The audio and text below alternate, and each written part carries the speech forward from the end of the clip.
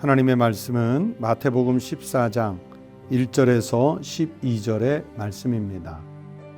그때의 분봉왕 헤롯이 예수의 소문을 듣고 그 신하들에게 이르되 이는 세례 요한이라.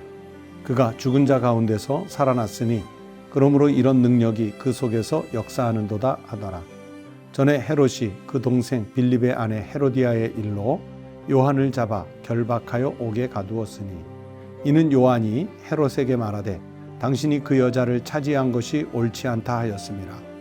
헤롯이 요한을 죽이려 하되 무리가 그를 선지자로 여김으로 그들을 두려워하더니 마침 헤롯의 생일이 되어 헤로디아의 딸이 연석 가운데서 춤을 추어 헤롯을 기쁘게 하니 헤롯이 맹세로 그에게 무엇이든지 달라는 대로 주겠다고 약속하거늘 그가 제 어머니의 시킴을 듣고 이르되 세례 요한의 머리를 소반에 얹어 여기서 내게 주소서 하니 왕이 근심하나 자기가 맹세한 것과 그 함께 앉은 사람들 때문에 주라 명하고 사람을 보내어 옥에서 요한의 목을 베어 그 머리를 소반에 얹어서 그 소녀에게 주니 그가 자기 어머니에게로 가져가니라.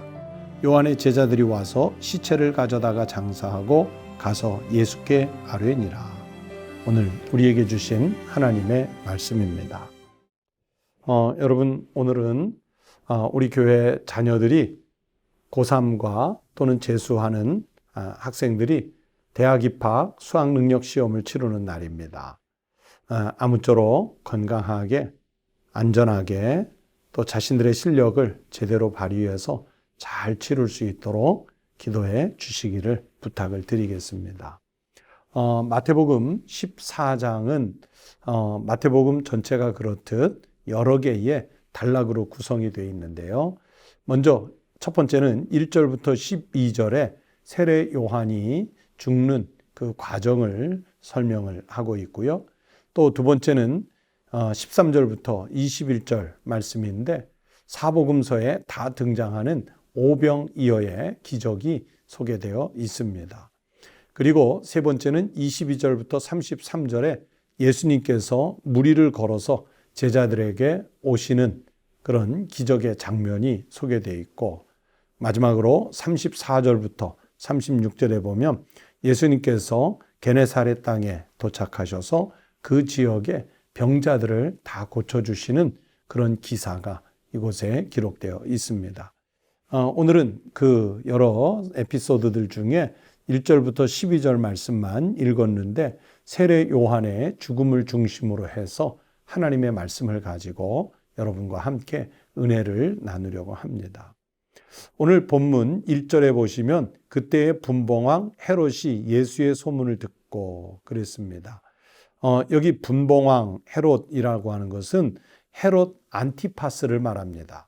예수님이 출생할 때 그때의 헤롯은 대왕이라고 그러고요. 헤롯 대왕이라고 그러고 그의 세 아들들이 갈릴리 지역 또 예루살렘을 중심으로 한 지역 또 요단강 건너편 지역 이렇게 나누어서 그 땅을 분배해서 각각 통치를 하게 됐는데 이것을 로마가 승인해 주어서 분봉왕이라 그렇게 했는데 오늘 이 본문 속에 등장하는 왕은 바로 헤롯 안티파스라는 왕이었습니다.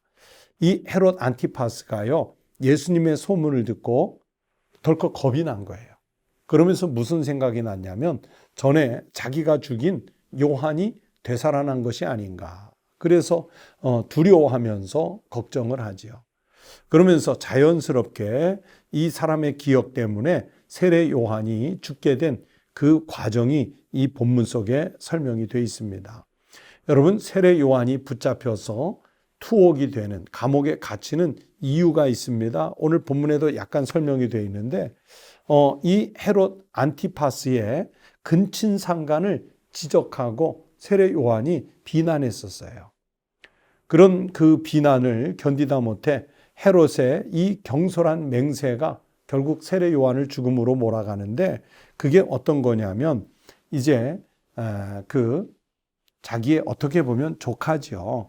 헤로디아의 딸이 연석 가운데서 춤을 추어가지고 헤롯을 기쁘게 했는데 헤롯이 뭐라고 맹세합니까?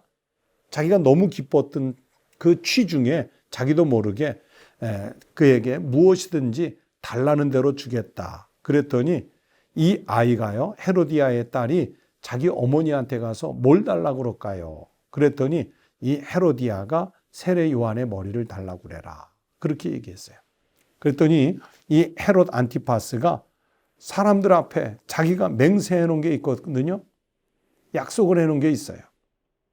어떻게 보면 그래서 자기 왕의 체면 때문에 옥에서 세례 요한의 목을 베어다가 소반에 담아 그 헤로디아의 딸에게 주었고, 헤로디아의 딸은 자기 엄마에게 이제 갖다 주는 거지요. 여러분, 그렇게 헤로디아의 간교함 때문에 헤롯이, 그 세례 요한이 참수를 당했는데, 사실 이 헤로디아는 헤롯 안티파스에게는 원래는 제수씨예요. 자기 동생 그 빌립, 이 빌립도 헤롯 빌립입니다. 헤롯 빌립보인데 헤롯의 그 빌립의 아내였는데 자기의 제수씨를 헤롯 안티파스가 취했어요. 그것 때문에 세례 요한이 이제 비난을 했던 거지요. 여러분, 세례 요한이 어떤 사람입니까? 성경에 의하면 예수 그리스도의 오심을 준비하는 선구자였어요. 그러면서 단지 선구자일 뿐만이 아니라 예수 그리스도의 삶을 예표하는 그림자와 같은 분이었어요. 그랬던 그분이 이제 투옥을 당하고 죽는 이 과정을 보면 앞으로 예수 그리스도께서 십자가를 지시고 고난을 받으시고 죽으심을 어떻게 당할 것인지 예고해 주시는 그런 앞에 그림자가 바로 세례 요한이었던 겁니다. 그렇게 세례 요한이 이제 순교를 당하는 이 내용들이 이 말씀 속에 소개가 되어 있습니다. 세례 요한의 죽음을 보면서 이런 영적인 은혜들을 생각해 봤어요. 첫 번째는 여러분, 그리스도인은 핍박을 받아도 투옥을 당하는 한이 있더라도 세상 사람들의 죄가 있고 불의가 있을 때는 그것을 지적해 가며 회개를 촉구해야 됩니다. 회개하라. 천국이 가까웠다. 그거 죄다. 그거 하나님 앞에서 부끄러운 것이다. 그렇게 얘기할 수 있어야 돼요. 여러분, 이것은 마태복음 7장 1절에 나오는 비판을 받지 아니하려거든 비판하지 말라는 말씀과는 전혀 다른 차원의 말씀입니다. 비판하고 비난하고 조롱하기 위해서가 아니라 세상의 불의한 일에 대해 하나님 앞에서 정말 있어서는 안 되는 죄악에 대해서는 여러분, 하나님의 사람들은 선지자로서의 그 역할을 감당을 해야 돼요. 그런데 대부분의 그리스도인들이요, 세상의 불의한 일을 보면서도 사실은 침묵해요. 침묵하고 있으면 박해는 안 받을 거예요. 안전해 보이죠. 그런데 더 중요한 문제는 여러분, 이 침묵이라고 하는 것은 죄에 대해서는 동조하는 것입니다. 그래서 나중에 하나님께 장차 그 책임에 대한 책망을 받을 거예요. 세례 요한은 죽을 줄 모르고 이 말을 했을까요? 아니, 어쩌면 너무 정확하게 죽을 줄 알았을 거예요. 하지만 당신이 그 여자를 차지하는 것이 옳지 않다. 그렇게 말해요. 그러다가 그 말값이 결국은 죽음이었지요. 우리도 이 땅에 살면서 나 자신이 정결하게 살아야겠지만, 그러나 세상에 불의와 죄악이 있으면 그것을 향해서 단호하게 거절하고 질타할 수 있는 그런 용기도 우리가 갖고 살아가시기 바랍니다. 또 두 번째, 이 헤롯 안티파스를 보게 되는데요. 여러분, 이 헤롯 안티파스가 오늘 자기의 왕궁에서 귀족들을 모아놓고 향락을, 방탕을 즐기고 있었죠. 그런데 이 향락과 방탕이라고 하는 게 결국에는 더 큰 죄를 불러오는데, 그 더 큰 죄가 뭡니까? 결국은 사람의 목숨을 빼앗는 일이었죠. 앞에 말씀드린 대로 자기의 제수를 취했는데 그거 안 되는 일이잖아요. 그랬던 사람이 춤의 유혹을 받아가지고 그만 요한을 참수했습니다. 그러니까 자기 스스로를 유혹을, 방탕을, 방랑을, 향락을 절제할 수 없는 인물이 결국은 큰 범죄를 불러왔습니다. 우리 속담에 바늘도둑이 소도둑 된다는 말이 있지요. 작은 거 하나, 둘, 셋 훔치다 보면 양심이 무뎌져서 큰 거를 훔치고도 모르는데 바로 이 헤롯 안티파스가 그런 인물이 되고 말았던 거예요. 그래서 하나님 앞에 우리는 늘 깨어 있어야 됩니다. 정신 바짝 차리고 있어야 됩니다. 세상은 갖은 유혹을 통해서 우리를 넘어뜨리려고 그래요. 시험에 빠뜨리려고 해요. 이런 세상 속에서 우리의 믿음을, 정신을 빼앗기지 말고 잘 지켜 살아가시기를 바랍니다. 또 세 번째, 이런 헤롯 안티파스의 태도를 보면서 우리 그리스도인은 여러분 이중적인 태도가 없어야 합니다. 이 헤롯의 태도를 보면 5절 말씀에 헤롯이 요한을 죽이려 하되 무리가 그를 선지자로 여김으로 그들을 두려워하더니 그랬죠? 선지자로 여겨서 두려워하는 마음이 있었어요. 그뿐이 아닙니다. 마가복음 6장 20절 말씀에 보시면요, 이런 말씀이 있어요. 헤롯이 요한을, 세례 요한입니다, 의롭고 거룩한 사람으로 알고 두려워하여 보호하며 또 그의 말을 들을 때에 크게 번민하면서도 달갑게 들음이러라. 이 헤롯 안티파스가 요한을요, 의롭고 거룩한 사람으로 알고 있었어요. 그래서 보호해 주기도 했어요. 그리고 세례 요한이 선포하는 말을 들을 때에는 번민하면서도 하나님의 말씀으로 알고 달갑게 또 들었어요. 그러면서도 자기 죄를 지적받으니까 헤롯은 요한을 붙잡아 옥에 가두어 버리죠. 그리고 취중에 자기의 잘못된 맹세 때문에 죽이기까지 해요. 여러분, 극단과 극단을 오고 가는 이 헤롯 안티파스의 이중적인 태도가 백성들의 존경을 받는, 그리고 예수 그리스도가 오시기 전에 선구자로 오신 세례 요한을 죽이는 일이 되고 말았습니다.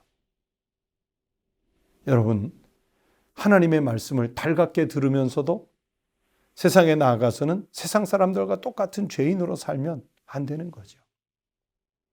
또 반대로 세상에서 살 때는 세상 사람과 똑같이 살면서 교회 안에 들어와서만 번민하며 거룩한 척하는 태도, 이것도 안 되는 거죠. 우리는요, 그리스도인입니다. 하나님의 사람입니다. 성령에 지배되어 사는 사람들입니다. 그렇다면 복음 앞에서 우리가 어떤 삶을 살아야 할지 분명한 태도를 취하고 사는 것이 옳습니다. 성도 여러분, 오늘도 우리에게 갖은 유혹들이 올 거예요.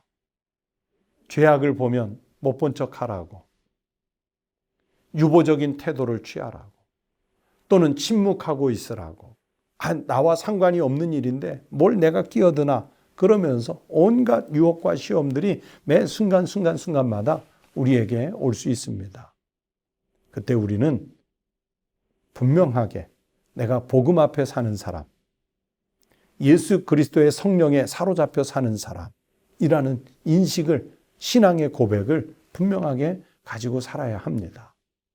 그래서 우리가 지켜야 할 믿음의 도리를 굳게 지키면서 오늘 하루도 살고 남은 평생도 그렇게 살아가는 우리 믿음의 성도들이 꼭 되시기를 주의 이름으로 축원합니다. 기도하겠습니다. 하나님 아버지, 세례 요한이 하나님의 말씀 앞에서 공의롭게 정의롭게 살다가 정말 황당하게 인간의 욕심에 의해 살해를 당하는 이 모습을 보면서 우리는 하나님의 백성으로서, 그리스도인으로서 어떤 삶을 살아야 할지 다시 한번 되새기게 하여 주시옵소서. 비록 손해를 보고 희생을 당하고 나아가서는 목숨까지 빼앗길지도 모르는 그런 위험한 세상 속에 살지만 하나님, 우리가 흔들리지 않는 믿음을 굳게 붙잡고 살아가게 하여 주시옵소서. 세상에서 우리가 빛이 되고 소금이 되어서 하나님 세상 모든 사람들에게 복음으로 선한 영향력을 끼치며 살아가게 하여 주시고, 죄악이 있으면, 어둠이 있으면 그곳에 주님의 복음으로 빛을 발할 수 있게 해 주시옵소서. 하나님 아버지, 우리가 세상에서 현혹당하지 않고 살아갈 수 있도록 우리를 보호해 주시고, 또 시험을 당했을 때는 능히 우리 주님 예수 그리스도의 이름만으로도, 내 안에 함께 계시고 우리를 통치하시는 성령님의 능력만으로도 충분히 이겨낼 수 있는 믿음의 사람들이 되게 해 주시옵소서. 하나님, 대림절을 보내고 있습니다. 주님이 우리에게 나타나심을 기대하며 주 예수여 어서 오시옵소서. 마라나타, 그 신앙 고백으로 하루를 살게 하여 주시옵소서. 여전히 기승을 부리고 있는 전염병의 위험 속에서 우리 성도들을 지키시고 보호하여 주시옵소서. 주님, 오늘 하루의 일과를 주님께 맡깁니다. 친히 우리를 앞서 인도해 주옵소서. 예수님의 이름으로 기도드리옵나이다. 아멘. 여러분, 함께 기도하실 제목을 나눕니다. 오늘 말씀을 생각하시면서 첫 번째는 나의 생명이 다할 때까지, 세례 요한이 생명이 다할 때까지 하나님을 지켰던 것, 말씀을 지켰던 것처럼 그렇게 나의 생명이 다할 때까지 하나님의 일을 감당하는 종이 될 수 있게 해달라고 기도하십시다. 그리고 두 번째는 오늘 하루를 사시면서 내가 무슨 일로 우리 하나님을 영화롭게 할 수 있을지, 내 삶을 통해 하나님을 영화롭게 하는 헌신의 삶을 살 수 있도록 기도하십시다. 끝으로 세 번째는 처음 시작할 때 말씀드린 대로 대학 입학 수학 능력 시험을 치르는 날인데요.